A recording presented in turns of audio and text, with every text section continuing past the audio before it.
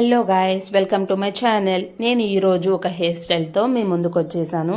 ఈ hair style అయితే open hair వాళ్ళకండి. సో ఓపెన్ హెయిర్ స్టైల్ అనేది మీరు ట్రై చేసినప్పుడు ఈ హెయిర్ స్టైల్ అనేది ట్రై చేయండి. ఈ హెయిర్ స్టైల్ కోసం అయితే నేను ఫ్రంట్ పోర్షన్లో కొంచెం హెయిర్ తీసుకొని 3 పైల జడ అల్లుకుంటున్నాను.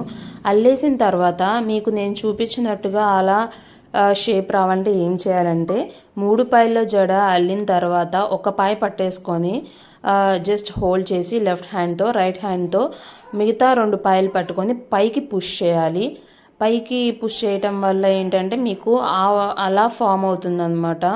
సో దాన్ని నేను ఇక్కడ పిన్తో సెక్యూర్ చేసుకుంటున్నాను. పిన్తో సన్న పక్క పిన్స్ ఉంటాయి కదా, అవి పెట్టుకోండి. అవైతే అంతగా కనిపించవు. మీరు నెక్స్ట్ వచ్చేసి సేమ్ రైట్ సైడ్ కూడా మళ్ళీ మిడిల్లో చేసినట్టే నేను రైట్ సైడు 2 పార్ట్స్గా తీసుకుంటున్నాను. దాన్ని కూడా సేమ్ నేను ఇలాగే చేస్తున్నాను అనమాట.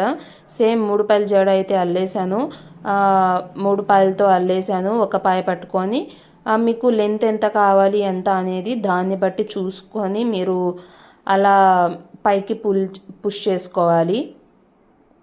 మళ్ళీ నేను ఇక్కడ పిన్ పెట్టేస్తున్నాను. ఇప్పుడు మళ్ళీ ఇంకోటి అనమాట, last right side same first 2 మీరు ఎలా అయితే చేశారో థర్డ్ వన్ కూడా అంతే. మీకు ఎన్ని కావాలి అనుకుంటే అన్ని పార్ట్స్గా డివైడ్ చేసుకోవచ్చు ఫ్రంట్ పోర్షన్లో. నేనైతే మిడిల్లో ఒకటి, సైడ్ వచ్చేసి 2 తీసుకున్నాను. సేమ్ ఎలా అయితే చూపిస్తున్నానో అలానే ఒకటి ఫస్ట్ అల్లేసుకోండి, తర్వాత పైకి పుష్ చేసుకోండి. లేదంటే హాఫ్ అయినా అలా అల్లేసుకొని పుష్ చేసుకోవచ్చు. ఇలా పుష్ చేసిన తర్వాత సరిపోతాయంటే ఓకే, లేకపోతే మళ్ళీ అల్లుకొని మళ్ళీ పిన్స్ పెట్టుకోవాలి. సేమ్ మీకు రైట్ సైడ్ ఎలా అయితే చూపించానో లెఫ్ట్ సైడ్ కూడా అలానే ట్రై చేయండి.